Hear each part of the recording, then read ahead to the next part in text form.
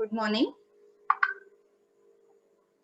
In the last class, we were discussing about the non-inverting amplifier, and in non-inverting amplifier, we proved that by using a voltage divider network from the output to the ground and taking the midpoint of that voltage divider and connecting it to the inverting terminal, we are able to give negative feedback in the circuit.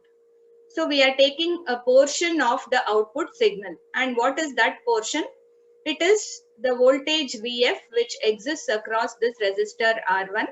So we are taking a small portion of V0. The total V0 occurs across Rf plus R1, and whatever is the voltage which occurs across R1, that we are taking and connecting it back to the inverting terminal, so that whatever voltage we know which is given to the inverting terminal gets subtracted from the voltage at the non-inverting terminal to generate the differential input voltage VID. So we are giving negative feedback because whatever voltage comes to the inverting terminal will be subtracted from the voltage at the non-inverting. Hence it is negative feedback, and the actual input signal is connected to the non-inverting terminal. So this is a non-inverting amplifier. Wherever you give the input signal, that counts for which type of amplifier it is. Okay. And we showed that the gain with feedback is equal to gain without feedback divided by 1 plus A beta, where AF represents gain with feedback, A represents the gain of the op-amp without feedback. So the basic op-amp which we have shown in this triangular arrowhead, the gain of that op-amp is A, and the gain of the complete non-inverting amplifier is AF. And whenever we give negative feedback in a circuit, you will always see the same equation will hold good. In each case, wherever there is negative feedback, we'll be able to prove that gain with feedback is equal to gain without feedback divided by 1 plus A beta. And beta represents the feedback factor, which represents the ratio of output of the feedback network Vf to the input to the feedback network V0. And A represents the gain of the basic amplifier, which is output of the amplifier V0 divided by the input differential voltage VID. Anyway, when we substituted for Vf was the drop across R1. After voltage division, the drop Vf becomes V0 into R1 by Rf plus R1, as we can see, and beta is Vf by V0. So when we substituted the value of beta, we got the exact expression for gain with feedback in a non-inverting amplifier. And the approximate expression can be obtained by considering in this equation that since A is very, very large, the gain is very, very large. Therefore, when compared to this second term, the first term becomes close to 0 or negligible. So by neglecting 1 in comparison with the second term because of the large A, we'll be able to simplify and get the approximate expression, which is 1 plus Rf by R1, which is the gain of a non-inverting amplifier. Right. Then we also showed that this feedback factor, which is R1 by R1 plus Rf, is nothing but the reverse of the gain. We know AF is R1 plus Rf by R1 and beta is R1 by R1 plus Rf. So these are exactly inverse of each other, or I can say AF is approximately 1 by beta or beta is approximately 1 by AF. This is also true in most of the feedback amplifiers. This condition that AF will approximately be equal to 1 by beta, this is very helpful for us when we are doing practically, because when you design a feedback network and you adjust the feedback factor beta for that network, the gain of the complete amplifier will depend on 1 by beta. So you need not even worry about the design of the basic amplifier.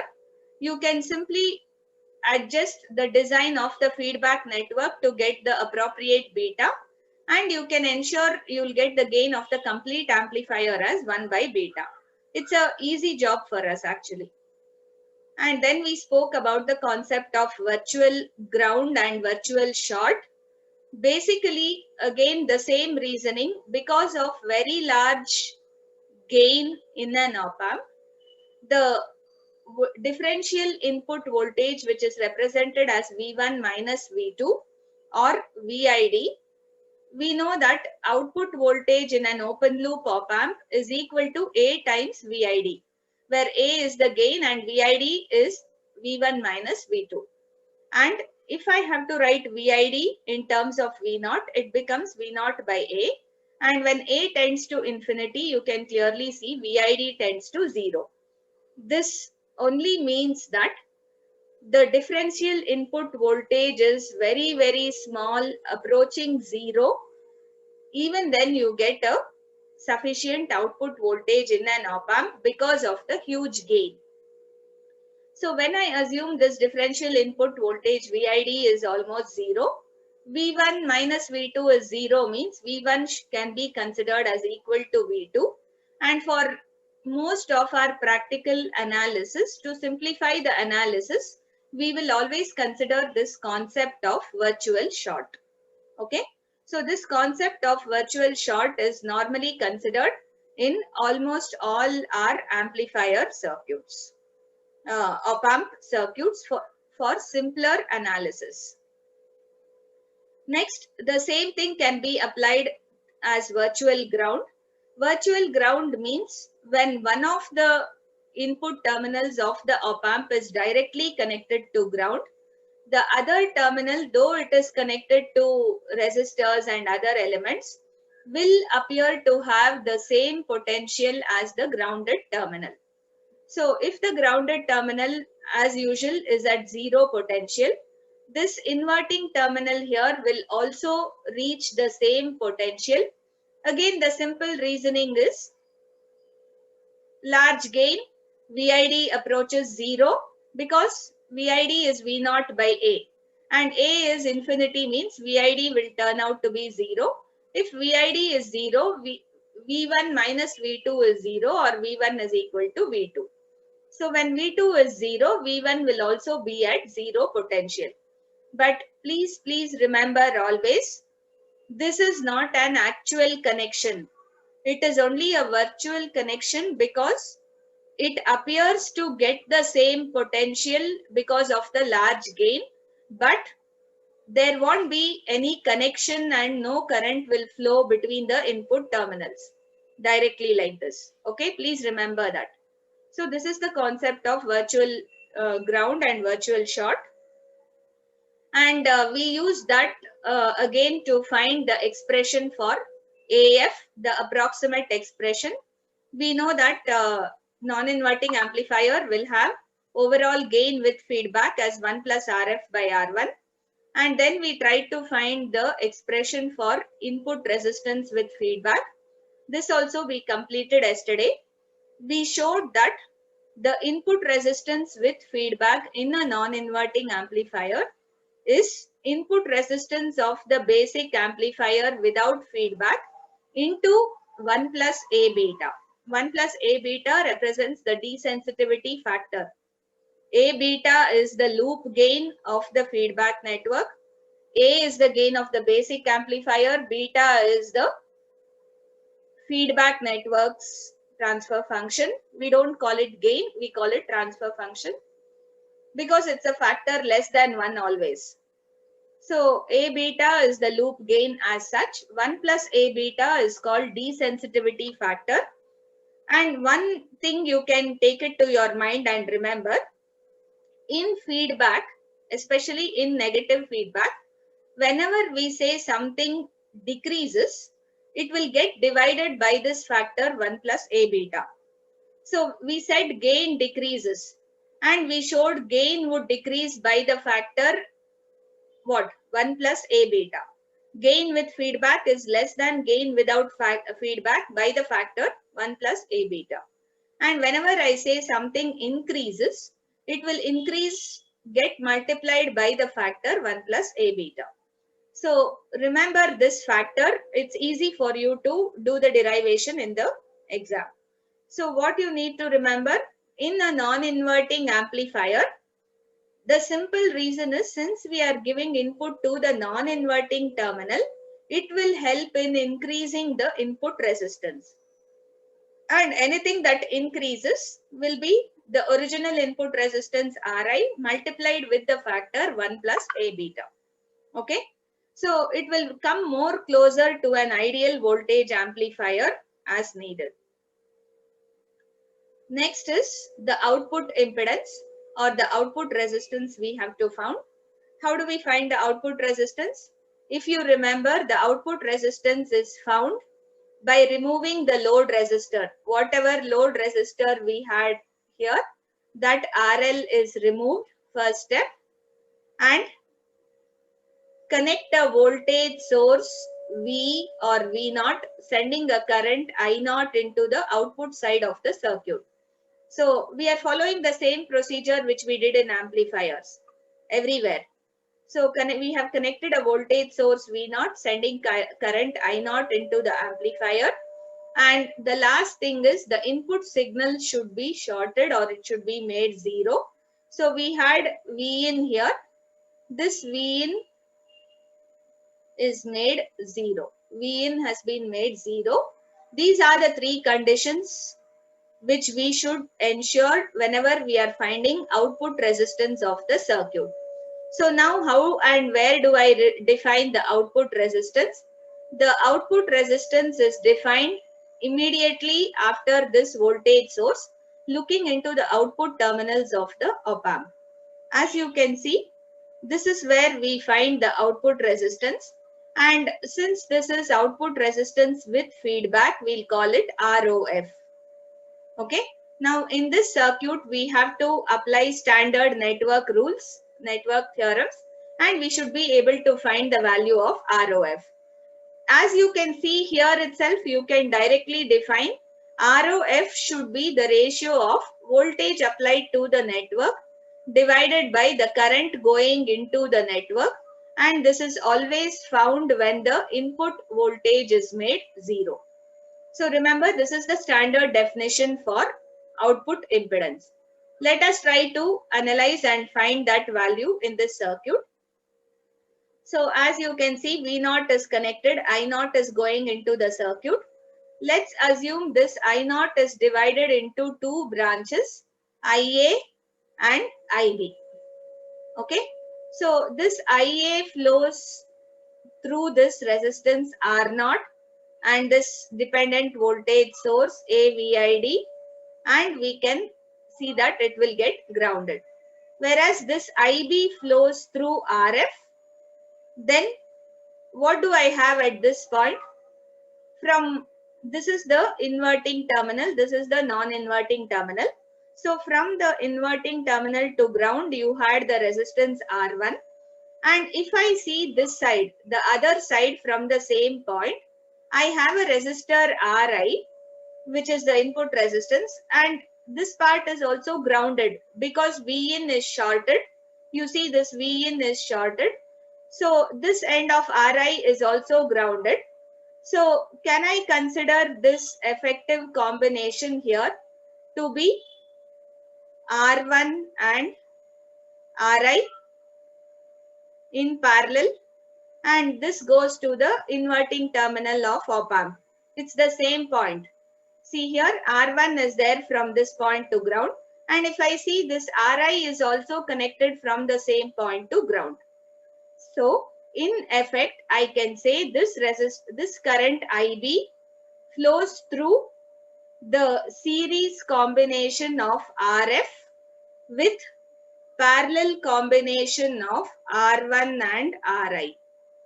Are you following this logic? See, we are trying to find the values of the resistance through which the currents IA and IB are flowing. Okay. People keep joining at any time. Okay. So here, if I'm trying to find the value of resistance through which IA is flowing only through this resistance R0, as you can see. Now, what about IB? IB flows through RF first, which is in series with, and from this point to ground, as I told you, I will have R1 in parallel with RI. So RF plus R1 parallel RI is the resistance through which IB flows. So let us try to determine those things. So as you can see here, IA is the current through R0 and IB is the current through RF plus R1 parallel RI. And since this second resistance, that is RF plus R1 parallel RI, is huge.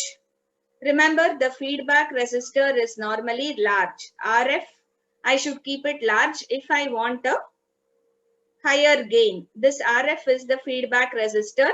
And remember, what is the gain of this amplifier? The gain of this amplifier is 1 plus RF by R1. Whenever you want the gain to be large, you would have kept RF large value, R1 smaller value, right?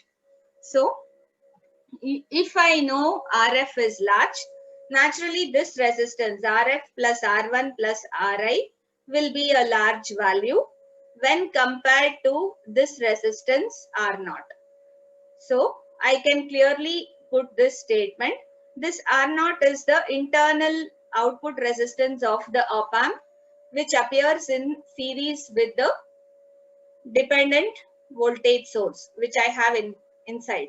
What is the value of this dependent voltage source? AVID, right? Therefore, what will happen to the comparison between these two currents? IB flows through a large resistance. IA is flowing through a small resistance. So, which current can I neglect among these two? Among IA and IB, the current IB which flows through a large resistance will be a smaller current. IB becomes much smaller because it flows through a higher resistance. IA which flows through a smaller resistance will be larger. So I can clearly say IB is very small when compared to IA. And if I apply KCL at this point, what is the current entering?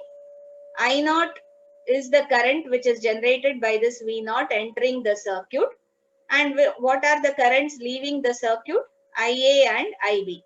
So applying KCL, I can say at output node, applying KCL at output node, I0 is equal to IA plus IB. And since IB is negligibly small when compared to IA, I'll take this I0 as approximately equal to IA itself. Okay.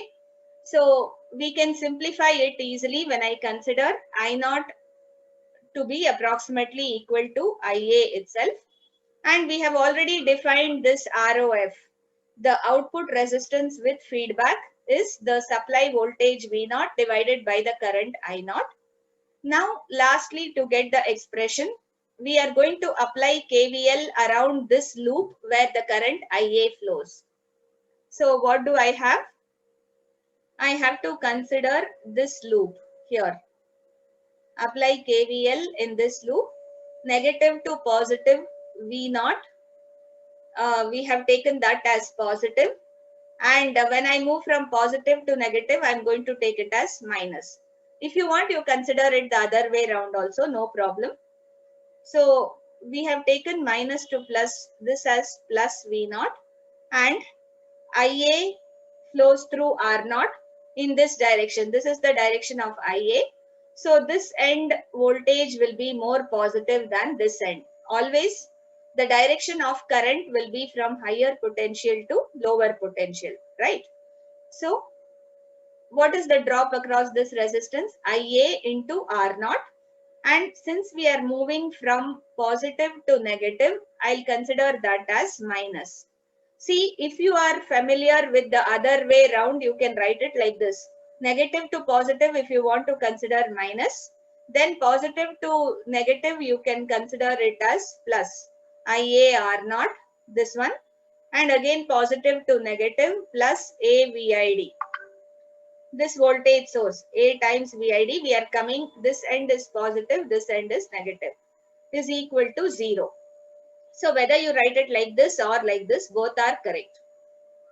Now let's simplify this. We know that we can replace this VID, the differential input voltage in this circuit. What is normally VID value?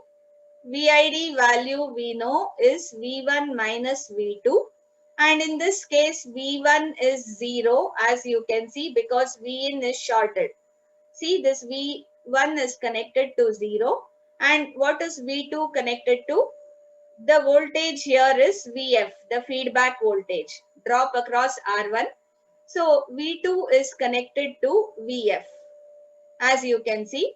So wherever I have VID, I can put minus Vf. Here I have minus VID in this equation.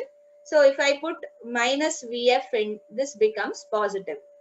In place of VID, if I put minus Vf here, so replace it with minus Vf. And I hope you understood why it is minus Vf, why VID is equal to minus Vf from this circuit. Now you are simplifying. What is Vf in terms of beta and V naught? We can always write what is beta. Beta is Vf by V naught. Please remember this. Output of the feedback network is the feedback voltage, input is V naught, and therefore what can Vf be written as? Vf is beta times V naught. Remember that. So in place of Vf, I am going to substitute beta times V naught. Because Vf is beta V naught, I can put that here, and I'll combine the terms with V naught together. So V naught first term and last term into 1 plus A beta. I naught R naught, I'll take it to the other side. And in the end, I am able to isolate V naught by I naught. That's what I'm supposed to find for this ROF. Remember, this ROF is V naught by I naught. So, which will give you the value R naught divided by 1 plus A beta. So what is the meaning of all this? The meaning of all this is the output resistance will decrease whenever I apply negative feedback as in a non-inverting amplifier. So in a non-inverting amplifier, whatever output resistance R0 we had for the amplifier, basic amplifier, that will be reduced still further because of the feedback which we are applying. Hence, this is a beneficial condition. See, non-inverting amplifier can be the best voltage amplifier because input resistance is increasing with feedback, output resistance is decreasing with feedback. So both are ideal conditions for a good voltage amplifier. A good voltage amplifier should always have very high input resistance, very low output resistance. Both are satisfied in this case. Only problem is the voltage gain is reduced because of negative feedback. Everywhere voltage gain will get reduced. But you are getting other benefits instead of that. Is this clear?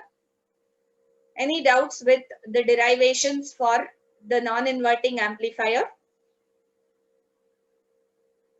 If you have any doubts, please feel free to ask.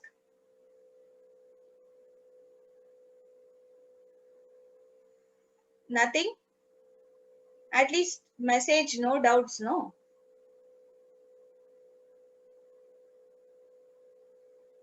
No, ma'am.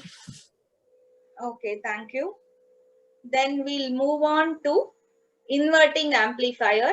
The same derivations we have to do for an inverting amplifier. So how will the questions be asked for inverting amplifier? Just have a look.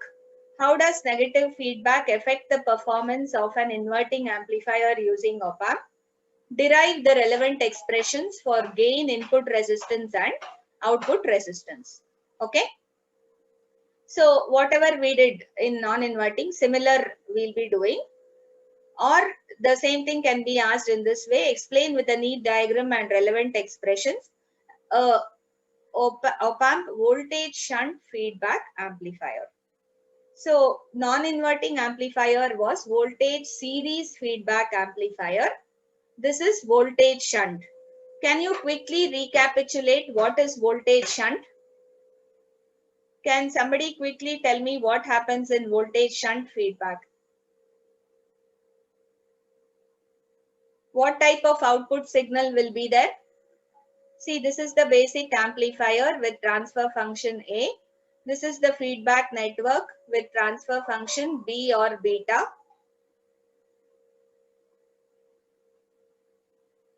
Okay. What happens here? What type of output signal will it be? I told you the first term indicates the type of output signal. You're not studying still? All this is part of the internals. It will be included. The first term represents the type of output signal. So you have to expect the output signal to be a voltage. And remember, how do we sample a voltage?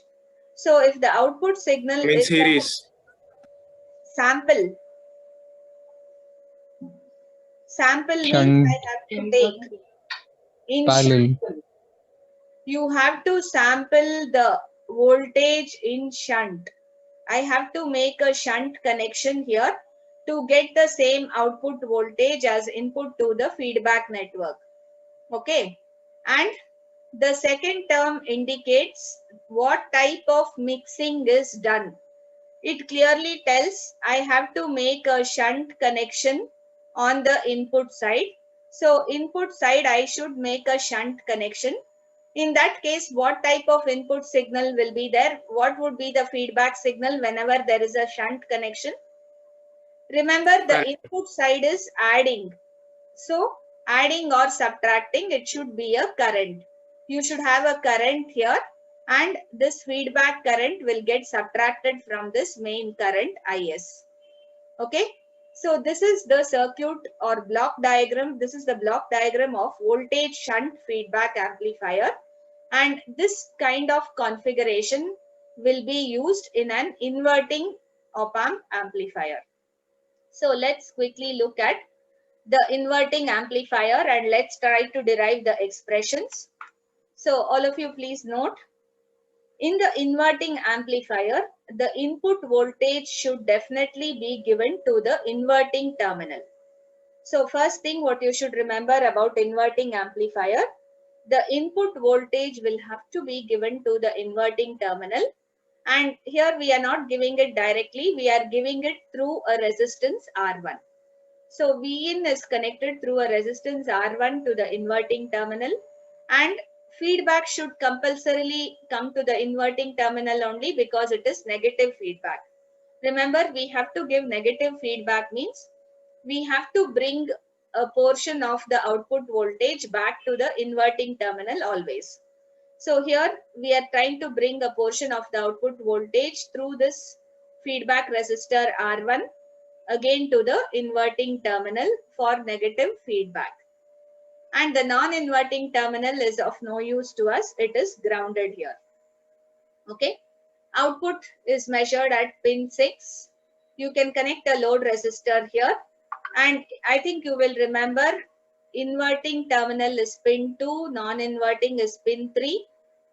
Positive power supply, the bias power supply plus VCC is pin 7. And the negative supply is pin 4. So this is the circuit diagram of an inverting amplifier. A very simple circuit actually. And as we already know, I just recall, the output voltage is nothing but the gain of the op-amp into differential input voltage VID. So V0 is equal to A into VID. This is a known fact. And what is VID? V1 minus V2 is VID. So V1 is the voltage at the non-inverting terminal. V2 is the voltage at the inverting terminal. So as usual, it's always non-inverting voltage minus voltage at inverting. So VID can be A in V1 minus V2 and V0 is A into V1 minus V2. Here you can clearly see V1 is grounded. Yes or no? So V1 is nothing but 0. If I substitute V1 as 0 in this equation, you will get V0 is equal to minus A into V2 in this circuit, or I can replace V2 with minus V0 by A if required anywhere during analysis. You can either replace V0 with minus A V2, or normally we will need to replace V2. I'll put minus V0 by A wherever I have V2. Okay. So let's begin the analysis. Again, we can consider the current coming here as I in, and that current is split into two parts, IF plus IB. So the current going into the op-amp inverting terminal is considered as IB, and the current going into this feedback resistor is taken as IF. Okay. But remember, we know the input resistance of the op-amp is usually very high. Do you know how much would be the input resistance for a practical op-amp? Range of Rin or Ri. What is the input resistance for a practical op-amp? Mu A741. Any idea? All these values you have studied. It is in the range of 2 mega ohms. So it is a huge resistance. And normally this feedback resistance RF will be much smaller. We already discussed in the beginning. We'll not try to use resistors in the mega ohm range with respect to op-amps, because they add some stray impedances, stray capacitors and all will be added. So normally we'll try to limit all the external resistors in kilo ohms. We can use tens of kilo ohms, hundreds of kilo ohms, it doesn't matter, but preferably not in mega ohms. Unless it can't be avoided, we'll try not to use in mega ohms. So this resistance here, the Ri which we have here is in mega, whereas this is small, RF is smaller than Ri. You can clearly expect this IB to be very less than IF. Therefore, In can be equated to IF from this equation. KCL at this node, KCL at the non-inverting node has given me this equation. Current entering is In and the currents leaving are IF and IB. But since IB is almost 0 because of large input resistance, you can claim that In is equal to IF. And how do I define the closed loop voltage gain? It is the gain with feedback, which is final output voltage divided by actually applied input voltage. So V0 by Vin. And since In is equal to IF as we showed here, let's try to represent In as a voltage by resistance ratio, IF also in the same manner. How will I represent In? What will be the voltage to compute In? In is the current flowing through this resistance R1. So what is the voltage at this end of R1? The voltage, since In is flowing in this direction, this end is at a positive voltage compared to the other end. The voltage at this end is Vin, the input voltage. And what would be the voltage at this end? It is V2, right? V2 is the voltage here. So when I consider the current In flowing through this resistance R1, I can replace it with Vin minus V2 as the voltage across this resistance divided by the value of the resistance. So when you divide it with the value of the resistance, you will be able to get a measure for this current In. Similarly, how can I represent IF? IF, as you can see, is the current flowing through RF. So what is the voltage? And it is flowing like this, in this direction. So I have to write the voltage across RF as the voltage at this end, which is V2, minus the voltage at this end, which is V0. So V2 minus V0 will be the voltage drop across RF divided by the resistance RF. Okay. And we will simplify now. On the left hand side, V in, I'll write it as it is. This V2, I will replace it with minus V0 by A. We already showed why V2 is minus V0 by A. So I'll replace it. Minus of minus becomes plus. The whole thing divided by R1. And similarly, I have a V2 on the right hand side where I'll put minus V0 by A and minus V0 for this divided by RF. Okay. So when I try to group terms, see, this can further be written as V in by R1 plus V0 by AR1 is equal to minus V0 by ARF minus V0 by RF. I am just simplifying this side by taking in the denominator resistors. Now we will regroup. So we are coming here after this step. Regrouping, what we will do, I'll put all V0 terms on one side and Vin terms on the left hand side. So on the left hand side, I have just Vin by R1 and I'll take this V0 to the other side. So I'll have minus of, all will become positive. V0 by AR1 when this shifts this side, V0 by ARF we already had, and V0 by RF. Okay. So this is how you get it. And again we will take V0 by AR1 RF as the common factor. So what is left in this first term? Since I have an additional RF in the denominator which is not there in the original term, I have to put an RF in the numerator so that when I multiply these two, RF cancels, I'm left with minus V0 by AR1 which matches this. Okay, so just manipulations we are doing here. Similarly, in the second term, if you compare to what we have taken outside, R1 is not there. So that since that R1 is part of the denominator, to avoid it, I should put R1 in the numerator inside the bracket. And coming to the last term, I have RF in the denominator, but AR1 is missing. So AR1 should be kept in the numerator.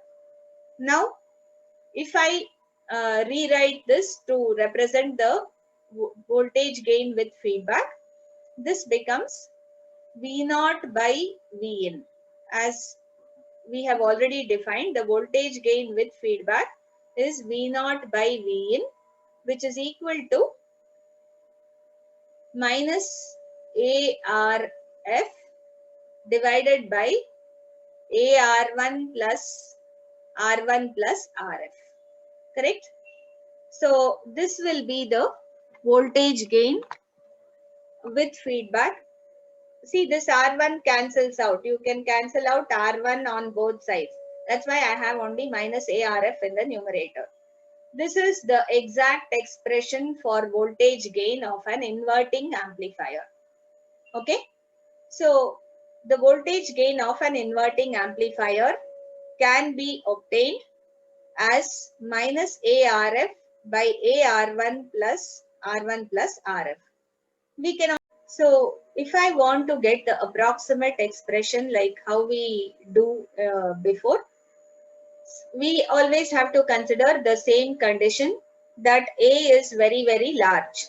Since the gain of the basic op-amp is huge, the denominator which has the terms AR1 plus R1 plus RF, I can say the first term will be much, much greater than the second term R1 plus RF.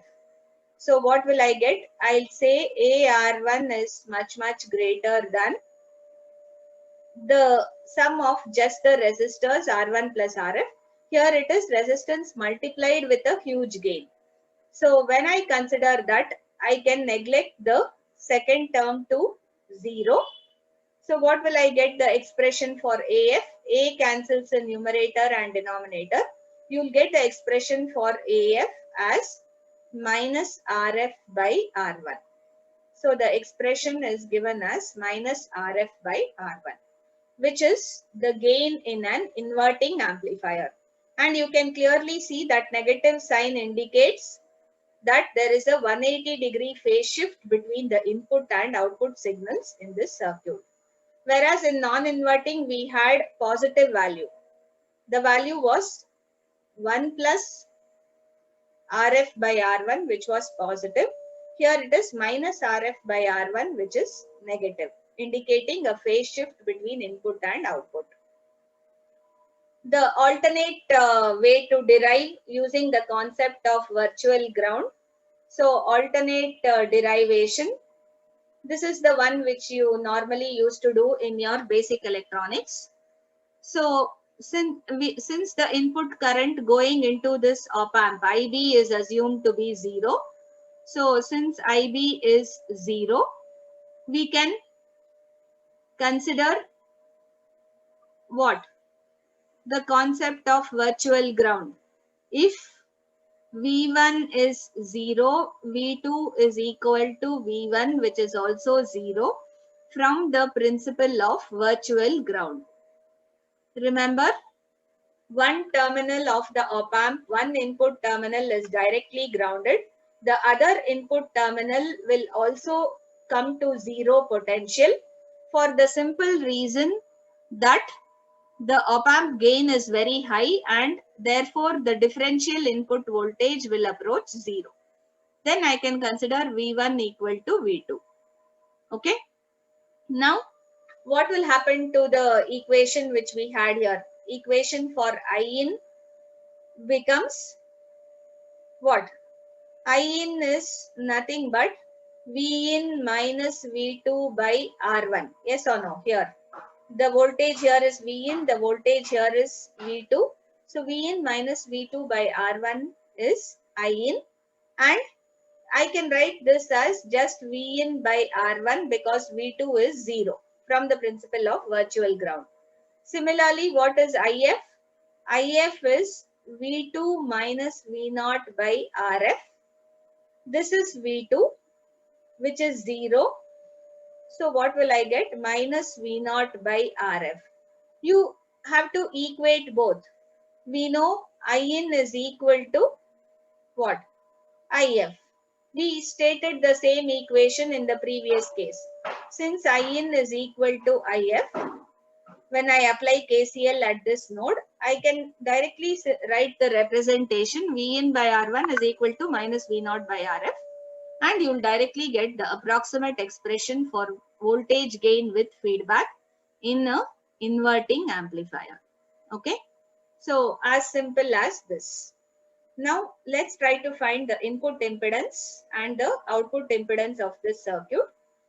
So how do I find the input impedance? As usual, I have to use the Thevenin's equivalent circuit inside the op amp. So on the input side, I will consider an input resistance Ri connected between the two input terminals. So this is the inverting input here, and this is the non-inverting input, which is grounded. And on the output side, I have to consider a dependent voltage source. And the gain of this is A multiplied with the differential input voltage VID. So the value of this voltage source is A VID in series with the output resistance R0 of the amplifier. Okay. So this is the Thevenin's equivalent circuit to replace the op amp inside. On the outside, whatever we had in the same original circuit, we are writing Vin is the input voltage connected through R1 to the non-inverting terminal, and RF is the feedback resistance, which is connected in such a way so as to give negative feedback, and the non-inverting terminal is grounded. There is a load resistor here. We are interested in finding what is the resistance seen by this voltage source? The input voltage source, what is the resistance offered by the total amplifier? So what is the resistance offered by total amplifier as seen by the signal source offered by complete amplifier as seen by input Vin. So the input Vin sees what resistance for the whole circuit, that is called as input resistance with feedback, and it will surely be defined in terms of Vin divided by the current coming on the input side. So if I consider the current on the input side as In, Vin by In. Now there is a simple way in this. I have a problem. That is, there is a resistance connected between the output and input. So how will I determine what is the effect of this RF on the input side? I don't know what is the effect of RF on the input side. It becomes difficult. So we have something known as Miller's theorem.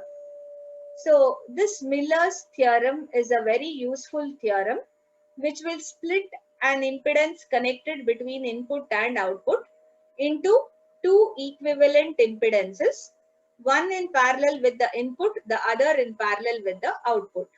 So if you can see in this circuit, this RF which is connected between the input terminal and the output terminal is split into two parts. You see, RF by 1 plus A is the equivalent value in parallel on the input side, and RF into A by 1 plus A is the equivalent resistance on the output side. This is achieved by using the concept of Miller's theorem. All of you have studied Miller's theorem in your networks. So just a reminder of that.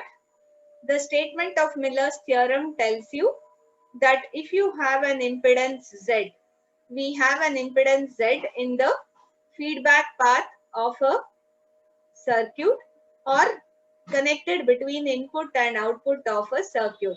So whenever I have an impedance Z like this, I can replace this impedance with one impedance in parallel with the input side, which is given by Z divided by 1 minus K, where K represents the gain of this linear circuit.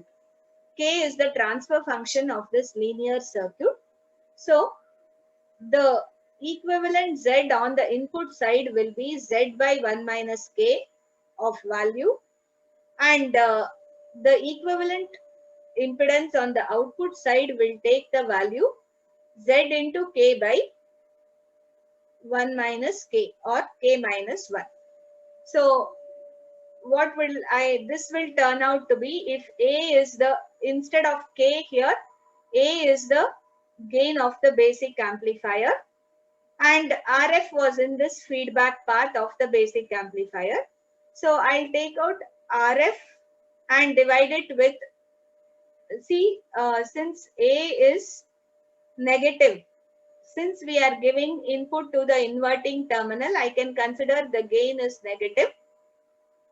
So this R, I told you Z by 1 minus K is the equivalent impedance on the input side according to Miller's theorem. This Z is RF and K is minus A. So this becomes RF by 1 plus A. And here I have Z into K by K minus 1 or 1 minus K itself we can consider.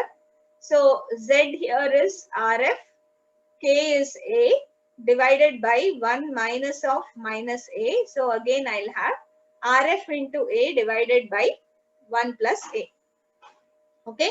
So please remember, we are using Miller's theorem to split the resistance seen connecting input and output. Okay, again some additional people have joined. I don't know what you'll get by cheating like this. In spite of me warning you many times that I'm marking 1 week absent for you people, you want to join in the end of the class. I don't know why. Anyway, you in the end you come and ask me why I got attendance shortage. I would have cut 1 week's attendance for those people who have joined in the end. Remember that. So here I am removing the RF which is connected in the feedback path into 1 RF by 1 plus A, the Miller's input impedance, and RF A by 1 plus A, the Miller's output impedance. Okay.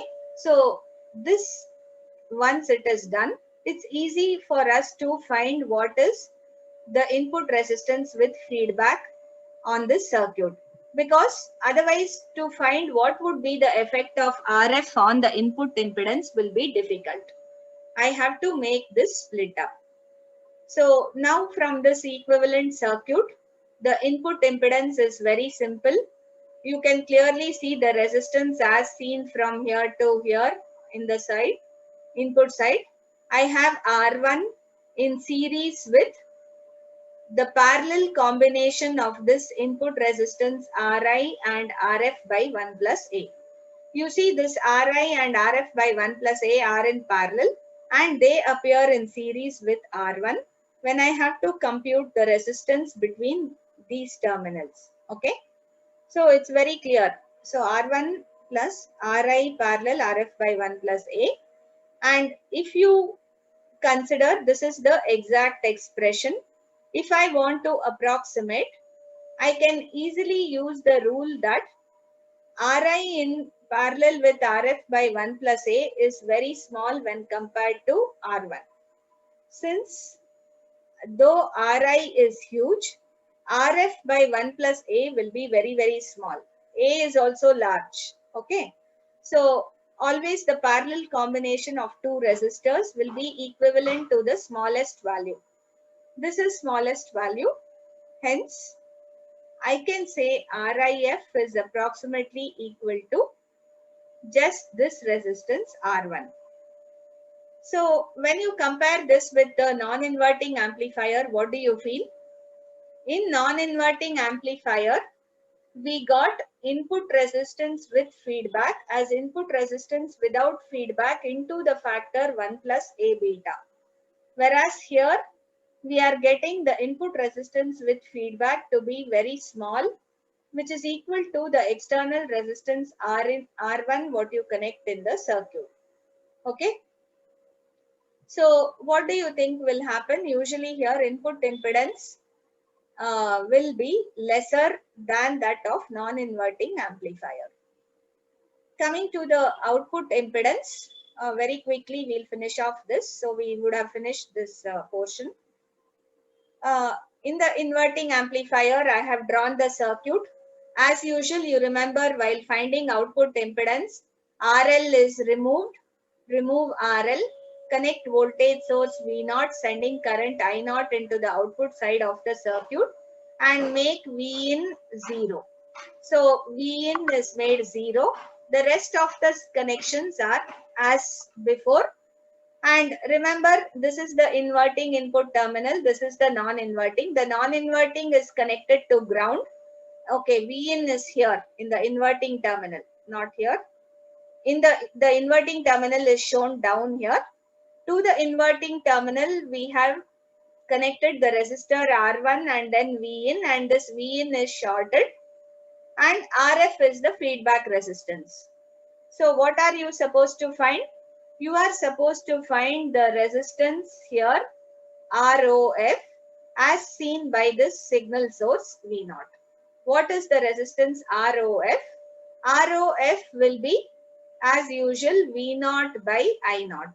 V0 is the voltage applied here and I0 is the current. So ROF can be found as V0 by I0. As before, we know if I apply KCL here, I'll get I0 is equal to IA plus IB. But since IA flows through a lesser resistance R0 and IB flows through, what is the resistance through which IB flows here? Here also if you see, IB flows through RF plus R1 here from this point to ground, and again from the same point to ground I have RI. So again this combination will be something like this. RF, and here I am going to have R1 and I will have RI. So this current IB flows through RF plus RI in parallel with R1. Okay. So this is how we are going to get, and we said IB will be what?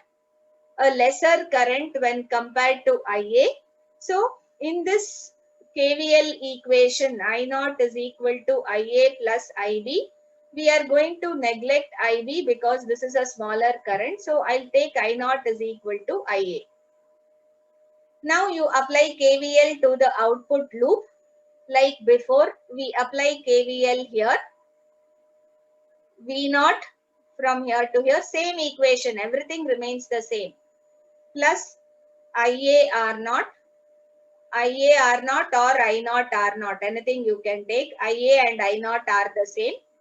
Again, minus A VID. I told you this equation can be written as minus V0 plus IA R0 or I0 R0 plus A VID also.